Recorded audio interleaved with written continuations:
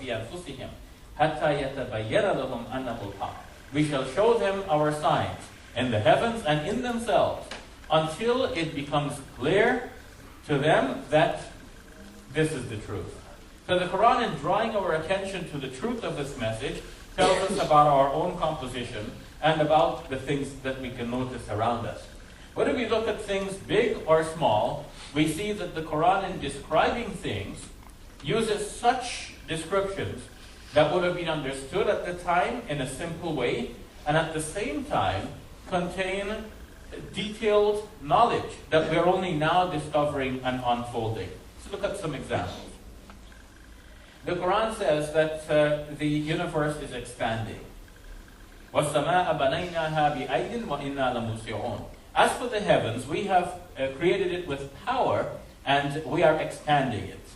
Surah 51, verse number 47. That's Surah Al-Zariyat. Now, the idea that the universe is expanding is actually quite recent in science. In 1929, Edwin Hubble turned his telescope outward, and he noticed that the galaxies are receding from each other at rapid speed. And he concluded from this that the universe is expanding. Space itself is expanding, and that explains why the galaxies are moving away from each other at rapid speed.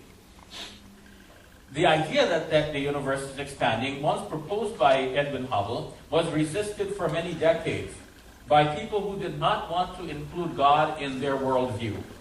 Because once you have the universe expanding, then you can project that backwards and realize that the universe was smaller than it is now. And before that, it was smaller still.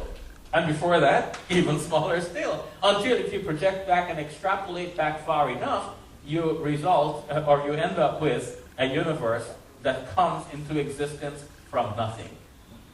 So if it comes into existence from nothing, you need something really to bring it into existence, because nothing has zero potential. It cannot bring anything into existence. Now you need God. So to resist the idea of God, scientists for many decades resisted the idea that the universe is expanding, until in 1964, two scientists, Penzias and Wilson, won the Nobel Prize for their discovery of what is referred to as cosmic microwave background radiation. And that proved definitively, once and for all, that the universe, in fact, did originate in a Big Bang some 13.8 billion years ago, and has been expanding ever since. Now, the idea that the universe is expanding could not be understood by the Muslim commentators, at least in the way that we can understand it now.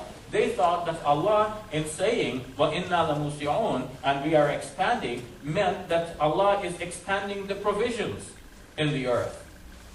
But that's not what the verse seems to say, because the verse says, وَالسَّمَاءَ بَنَيْنَاهَا بِأَيْدٍ وَإِنَّا لَمُوسِعُونَ. As for the heavens, we have created it with power, and we are expanding it.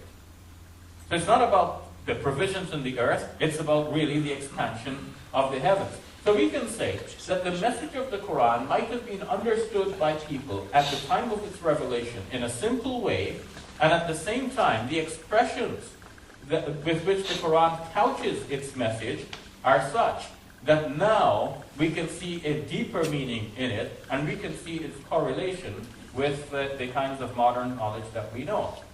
And that leaves open a question. Suppose we are reading a writing of some author, and as we're reading, on whatever subject, suddenly we see that he quotes Shakespeare. So we say, okay, this guy read Shakespeare. He must have studied English literature.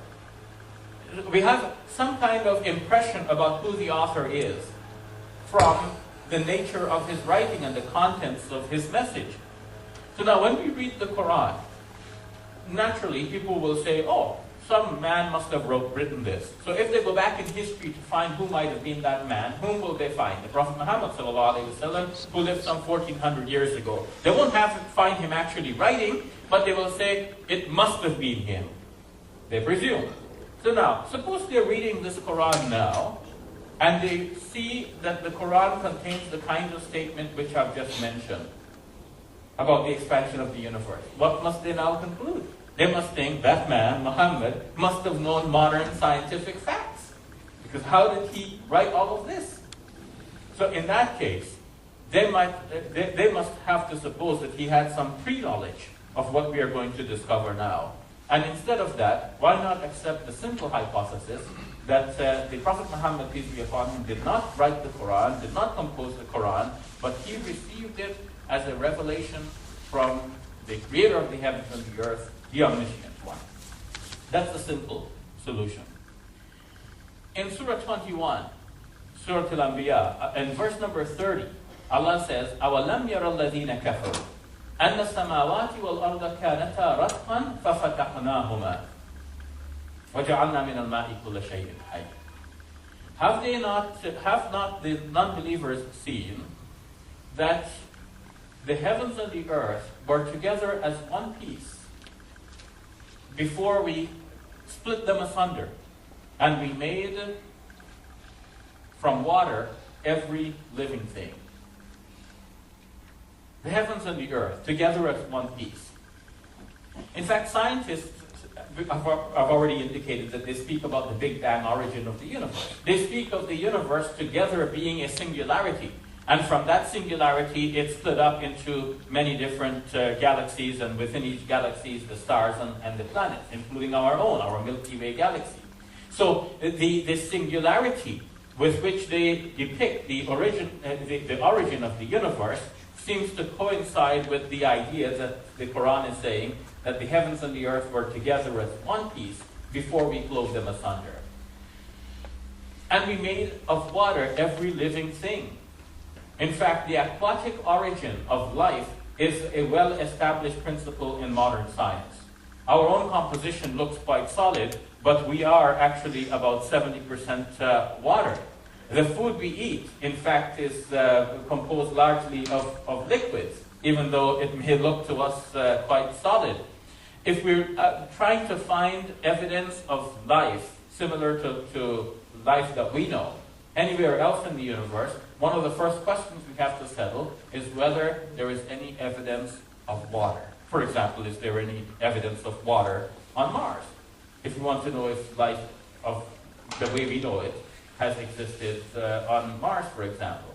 So the aquatic origins of life is very well established as a modern principle, and here the Quran says that God created every living thing from water as well. I want to comment a little bit more on the origin of the universe by reference to a verse in Surah Fussilat. That's the 41st chapter of the Quran, from verses 9 to 12, where God talks about the creation of the heavens and the earth. And he says that he turned to the heavens when it was smoke. ثُمَّ اسْتَوَى إِلَى السَّمَاءِ وَهِيَ دُخَانٌ فَقَالَ لَهَا وَلِلْأَرْضِ ائْتِيَا طَوْعًا أَوْ كَرْهًا قَالَتَا أَتَيْنَا طَائِعِينَ. God said to the heavens, God turned to the heavens when it was smoke,